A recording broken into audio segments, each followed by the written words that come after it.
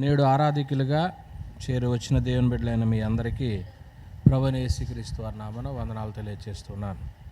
ప్రియమైన దేవుని పిల్లలారా, ఈరోజు మనము పరిశుద్ధ గ్రంథంలో నుండి మరి కొంచెం ముందుకు సాగుతూ ఏదైనా తోటలో ఉన్నటువంటి సంగతులను ఒక్కొక్కటిగా మనం గ్రంథంలో నుంచి ఆలోచన చేస్తూ ఉన్నాం. ఎప్పుడైతే ఆదాము అలాగే దేవుడు తనకిచ్చినటువంటి భార్య ఆజ్ఞను అతిక్రమించారో అప్పుడు వారు ఏదైనా తోటలో నుంచి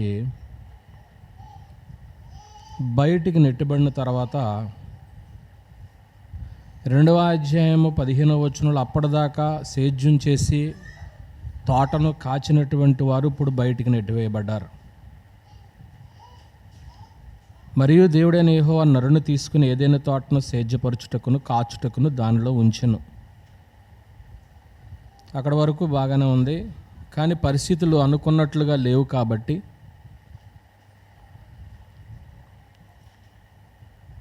22 నుంచి అప్పుడు దేవుడైన యెహోవా ఇదిగో మంచి చెడ్డలను ఎరుగునట్లు ఆదాం మనలో ఒకని వంటి వాడయ్యను. కాబట్టి అతడు ఒకవేళ తన చెయ్యి చాచి జీవవృక్ష ఫలములను కూడా తీసుకుని తిని నిరంతరము జీవించునేమోనని దేవుడైన యెహోవా అతడు ఏ నేల నుండి తీయబడినో దాన్ని సేద్యపరచుటకు ఏదైనా తోటలో నుండి అతన్ని పంపివేశాడు. ఎప్పుడైతే వారు బయటికి నెట్టివేయబడ్డారో వెళ్ళిపోయిన తర్వాత ఇప్పుడు దేవుని ఆస్తిని కాపాడటానికి మరొక కాపలాదారులను దేవుడే ఏర్పాటు చేయడం జరిగింది. అది గొప్ప సంపద. భూమి ఉన్నంత వరకు కూడా ఆ సంపద వస్తూనే ఉంటుంది కనుక అటువంటి సంపదను కాపాడడానికి ఎవరి మీదైతే దేవుడు ఆశలు పెట్టుకున్నాడో వారు దాన్ని నిర్వర్తించలేకపోయారు. వాళ్ళని బయటికి నెట్టివేయబడ్డారు. అలా నెట్టివేయబడిన తర్వాత ఈరోజు మనం పాఠం ఏం ఆలోచన చేస్తున్నామంటే ఏదైనా తోటకు మార్చబడిన కావలి వారు. ఆ రోజు జరిగినటువంటి పరిస్థితిని బట్టి ఏదైనా తోటకు కావలి వారిని మార్చడం అనేటువంటిది దేవుడు చేశారు. ఇప్పుడు కొత్తగా నియమించినటువంటి కాపలాదారులు వీళ్ళెవరో, వీళ్ళకున్న ప్రాముఖ్యత ఏంటి అనేది ఈరోజు మనము ఆలోచన చేద్దాం. ప్రియమైన దేవుని వారలారా, ఎవరినైతే కొత్తగా ఆయన అపాయింట్ చేశాడో ఆ కాపలాదారులు వారు ముందున్నటువంటి కాపలాదారులాగా ఆదాము అవ్వల్లాగా తోటలో ఉన్నటువంటి జీవవృక్షాల ఫలాలు కానీ లేక వాటిని అనుభవించటానికి కానీ అక్కడ ఉండి జీవించటానికి కానీ దేవుడు వాళ్ళకి ఏమీ లేదు, అనుమతి ఇవ్వలేదు. ఎవరికి? కొత్తగా అపాయింట్ చేసిన వాళ్ళకి. వాళ్ళైతే ముందు ఉన్నటువంటి వాళ్ళైతే వాళ్ళ తోట అంతా వాళ్ళ ఇష్టం, తినొచ్చు, అనుభవించవచ్చు. ఆ తోట మీద కూడా వాళ్ళకి ఏముంది, ఏలికలుగా చేశాడు, వాళ్ళ అధికారులుగా చేశాడు. కానీ ఇప్పుడు కొత్తగా అపాయింట్ చేసిన వాళ్ళకి అటు రైట్స్ లేవు, వాళ్ళకి అనుమతి ఇవ్వలేదు, హక్కు లేదు. ఎవరు వీళ్ళని గ్రంథం చెప్తుందంటే 24వ వచనంలో అప్పుడు ఆయన ఆదామును వెళ్ళగొట్టి ఏదైనా తోటకు తూర్పు దిక్కున కెరూబులను జీవవృక్షమునకు పోవు మార్గమును కాచుటకు ఇటు అటు తిరుగుచున్న ఖడ్గజ్వాలలను నిలబెట్టాను. ఇది కాపలాదారులు. ఎవరు ఈ కాపలాదారులని మనం చదివాం? కెరూబులు అని చదివారు. ఈ కెరూబుల విషయంలో కూడా కొన్ని సంగతులు మనం ఆలోచన చేయాలి. ఇప్పుడు ఖడ్గజ్వాలలతో జీవవృక్షానికి పోయే మార్గాన్ని ఏం చేసేవాళ్ళు? ఈ కాపలాదారులు కాచేవారు. అంటే వీళ్ళలో ఆయుధం ఏంటి? ఖడ్గజ్వాలలు. ఎవరు వీళ్ళ కాసేది? కెరూబులు. అంటే వీళ్ళు ఆయుధాలతో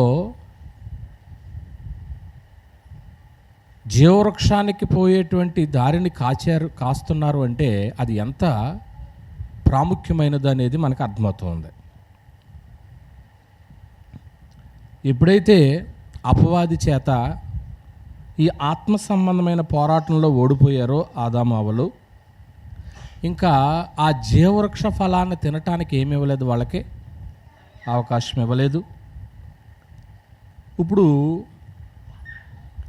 ఆ జీవవృక్ష ఫలాన్ని అప్పటికి ఇంకెవరో జనం లేరు ఏదైనాలో. వీళ్ళు వచ్చి వాటిని మరలా అనుభవిస్తారేమోనని వీళ్ళ నిమిత్తం ఏం చేయవలసి వచ్చింది? ఏదైనా తోటకే కెరూబుల్ని కాపలా. అంటే దేవుడు చాలా సీరియస్గా తీసుకున్నట్లుగా కనపడతా ఉంది. ఇది వాళ్ళు చేసినటువంటి చిన్న అవిధేయతే, కానీ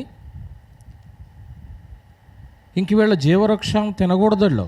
వీళ్ళిద్దరు అసలు పర్మిషన్ ఇవ్వకూడదు వీళ్ళిద్దరికీ. అంటే అంత ఖచ్చితంగా ఉంటాడా దేవుడు అనిపిస్తూ ఉంటుంది మనకి. ఉంటాడు కూడా.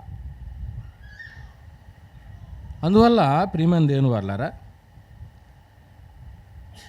ఇప్పుడు వీళ్ళని రానివ్వకుండా ఉండటానికే వీళ్ళు ఎవరో కెరూబులు. అంటే వీళ్ళు అంత బలవంతులా? ఆదామవ్వలో అంత బలవంతులా? కాపలాదారుల్ని కూడా వాళ్ళు అధిగమించి వెళ్ళిపోయి అంత బలవంతులా ఏమో. కానీ అంత మనం ఇంటికి సెక్యూరిటీ పెట్టుకుంటున్నాం. ఎందుకు అంత సెక్యూరిటీ పెట్టుకుంటున్నాం? మనల్ని మించిన వాళ్ళు ఎవరో ఇంట్లో ప్రవేశిస్తారనే కదా, మన బలానికి మించిన వాళ్ళే వస్తారనే కదా. సంఘం చుట్టూ సరిహద్దులు, ఇంటి చుట్టూ సరిహద్దులు. అంటే దేవుడైన యెహోవా ఎంత జాగ్రత్త తీసుకున్నారనేటువంటి విషయం మనకు అర్థమవుతూ ఉంటుంది అన్నమాట అండి. ఇప్పుడు ఏదైనా తోట లేదు, అంతరించిపోయింది.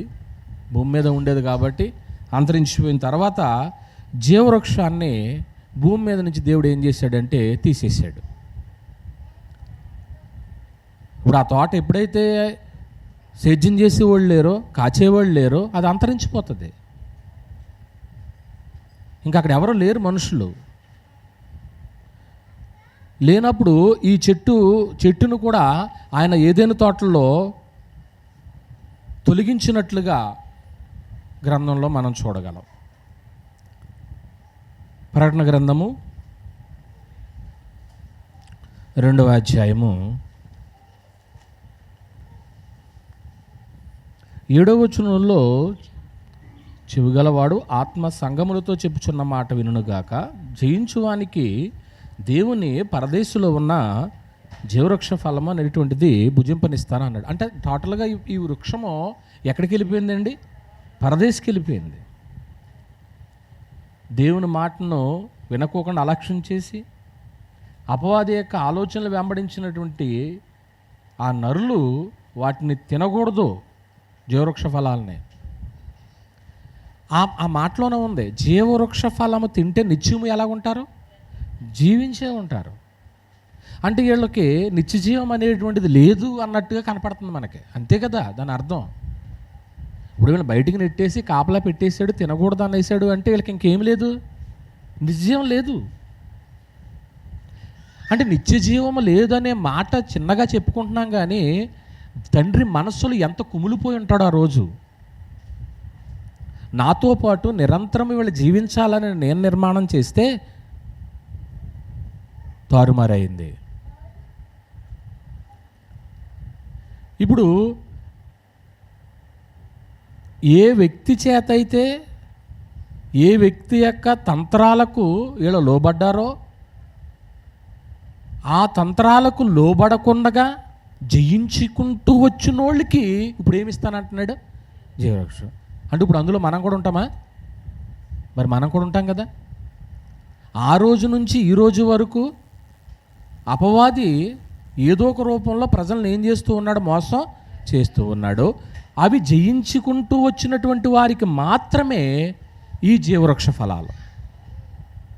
అపవాది యొక్క కుయుక్తులు ఎలాగుంటాయో అనేకసార్లు మనం విన్నాం. భక్తి చేయిస్తున్నట్టే ఉంటాడు, కానీ మన దేవునికి ఏం చేస్తూ ఉంటాడు? దూరం చేస్తూ ఉంటాడు.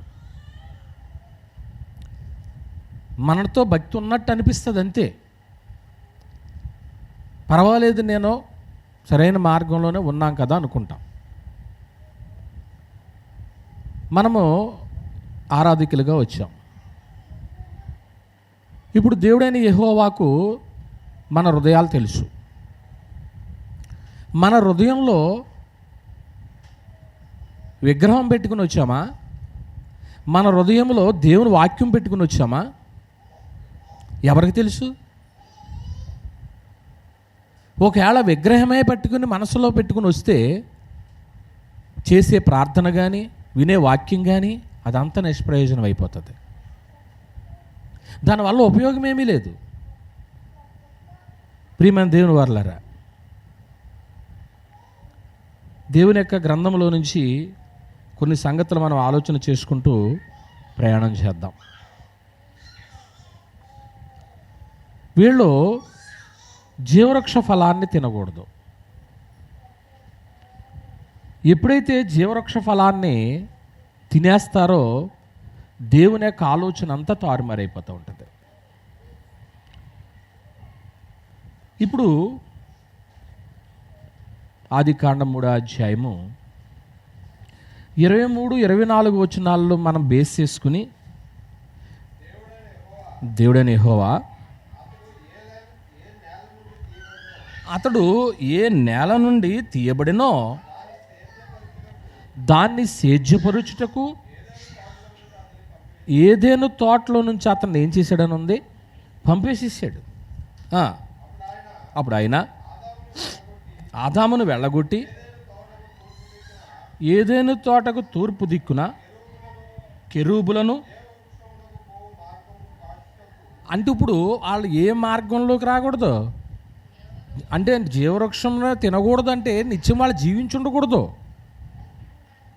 అది దేవుడు తీసుకున్నటువంటి బలమైనటువంటి నిర్ణయం. ప్రియమైన వారలారా, రైట్. ఇక్కడ మనం ఆలోచన చేయవలసిన విషయం ఏంటంటే, జీవవృక్షానికి హక్కు కలిగినటువంటి వారు హక్కు పోగొట్టుకున్నారు. ఇప్పుడు జీవవృక్షానికి హక్కు కలిగినటువంటి వారు ఆయన గుమ్మముల గుండా ప్రవేశించటానికి దేవుడు అనేటువంటి యెహోవా మనిషికి సహాయం చేయటానికి దాన్ని ఏమనొచ్చు, ఆయన ఒక డిజైన్ చేసి, ఇదిగో దీని ద్వారా నువ్వు వెళితే మళ్ళీ దీన్ని సొంతం చేసుకుంటావు అన్నాడు. రైట్, పోగొట్టుకున్నటువంటి నరుడు తిరిగి మళ్ళా దాన్ని సొంతం చేసుకుంటానికి దేవుడు డిజైన్ చేసి ఏర్పాటు చేసినటువంటిదే దేవుని యొక్క సంకల్పం. నా పాయింట్ అక్కడ మీకు అర్థమైందో లేదో? అంటే ఇప్పుడు నరుడు పోగొట్టుకున్న దాన్ని తిరిగి మళ్ళా తను సొంతం చేసుకుంటానికి మనకి ఏది సహాయం చేస్తుంది? మనకి ఏది హెల్ప్ చేస్తుంది? దేవుని యొక్క విమోచన పథకము, దేవుని యొక్క సంకల్పం. అంటే ఇప్పుడు ఆ సంకల్పాన్ని నరుడు అనుసరిస్తే పోగొట్టుకున్న దాన్ని మళ్ళీ ఏం చేసుకోవచ్చు? సంపాదించుకోవచ్చు. మళ్ళీ ఆ హక్కు వస్తుంది. ఆ గుమ్మం గుండా ఎక్కడైతే ద్వారం దగ్గర కాసేశారో, ఇప్పుడు ఆ హక్కు సంపాదించుకున్నటువంటి వాళ్ళు వెళుతూ ఉన్నప్పుడు ఆ కెరూబులు కూడా ఏమైపోతాయి? పర్మిషన్ ఇస్తాయి అన్నమాట. అంటే ఇప్పుడు నరుడు పోగొట్టుకున్న దానికి తిరిగి సంపాదించుకుంటానికి హెల్ప్ చేసేది ఏది? దేవుని సంకల్పం, దేవుని యొక్క విమోచన పథకం. అది దేవుడు ముందుగానే ఏర్పాటు చేసి పెట్టాడు, ఫస్ట్ ఎయిడ్ బాక్స్ లాగా. చేతులు కాలిన తర్వాత ఆకులు పట్టుకుంటానికి ప్రయోజనం లేదు కాబట్టి, ఒకవేళ అటువంటి పరిస్థితి కానీ జరిగితే నా పిల్లలు తిరిగి మళ్ళీ ఎలా రావాలనటానికి దేవుడు ముందుగానే ఏర్పాటు చేసినటువంటిది ఆయన యొక్క సంకల్పం. ఇది దేవుని సంకల్పం అనేటువంటిది ఎలా ఉంటుందో రోమీయులకు రాసిన పత్రిక 9వ అధ్యాయము, రోమీయులకు రాసిన పత్రిక 9వ అధ్యాయము 10వ వచనాన్ని మనం చూసినప్పుడు, అంతేకాదు రెబెక్క మన తండ్రి అయిన ఇస్సాకు అను ఒకని వలన గర్భవతి అయినప్పుడు ఏర్పాటును అనుసరించిన దేవుని సంకల్పము క్రియల మూలముగా కాక అన్నాడండి. అంటే దేవుని సంకల్పం మనం అడిగితే చేయలేదు, మన క్రియలను బట్టి జరిగింది కాదు. అది దేవుని యొక్క సంకల్పం ముందుగానే ఆయన సిద్ధం చేసి పెట్టాడు. ఇక్కడ సంగతి మనము మనసుకు తెచ్చుకోవాల్సిన అవసరం ఉంది. దేవుని యొక్క సంకల్పం ఏం కోరుకుంటుందంటే, దాదాపుగా భూమి మీద ఉన్న ప్రజలందరూ కూడా ఏదో చిన్నదో పెద్దదో పాపం చేసి పరిపక్వ కలిగినటువంటి వారు కారు అని చెప్పక తప్పదు. అటువంటి పరిపక్వతను కోరుకుంటలేదు, కానీ దేవుని మీద విశ్వాసమును కోరుకుంటుంది దేవుని యొక్క సంకల్పం. నా పాయింట్ అర్థమైందో లేదు ఇక్కడ మీకు? మనిషి చనిపోయే వరకు కూడా ఏదో ఒక విషయంలో ఏం కలిగి ఉంటున్నాడో, లోపం కలిగి ఉంటాడు, పరిపూర్ణుడిగా కాలేకపోతున్నాడు క్రీస్తులాగా. కానీ సంకల్పం ఏం కోరుకుంటుంది, ఏం సహాయం చేస్తుందంటే మనకే, నీవు పూర్తిగా నా మీద ఏముంచు, విశ్వాసం ఉంచు. ఈవేళ అనేకులు చేసేది ఏంటంటే, ఇటు దేవుని మీద విశ్వాసం ఉంచుతున్నారు, ఇటు లోకం మీద విశ్వాసం ఉంచుతున్నారు. ఇటు దేవుడు అనబడేటువంటి వారి మీద విశ్వాసం ఉంచుతున్నారు, నిజ దేవుడి మీద కూడా విశ్వాసం ఉంచుతున్నారు. అది దేవుడికి నచ్చంది. అది దేవుని సంకల్పం అది కోరుకుంటలేదు. ప్రియమైన వారలారా, దేవుని యొక్క సంకల్పము ఆయన ఉచితమైనటువంటి కృప యొక్క ఏర్పాటు అన్నాడు. దాన్ని మనం అడిగితే చేయలేదు. అదే గ్రంథం 11వ అధ్యాయము 5వ వచనాన్ని మనం చూసినప్పుడు, అలాగుననే అప్పటి కాలమునకు సహితము, అదండి ఎవరో అడిగితే చేశాడు ఆయన ఇది సంకల్పం, ఆయన కృప యొక్క ఏర్పాటు. అది ఎవరు అడగకుండానే చేశాడు మాట అండి. అది మనకు సహాయం చేస్తుంది. దేనికి సహాయం చేస్తుందని మీకు చెప్తున్నాను నేను. అది జీవవృక్షానికి హక్కు సంపాదించుకుంటానికి ఈ సంకల్పం ఏం చేద్దాం, మనకే సహాయం. సహాయకుని పక్కన పెట్టుకుంటే ఇంకా మంచిదిగా.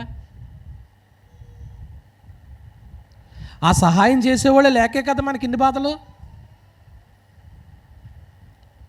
మరొకటి ముందుగా అది రాసుకున్నారు కదా, ఇంకో రెండో సంగతి మీకు జ్ఞాపకం చేస్తాను.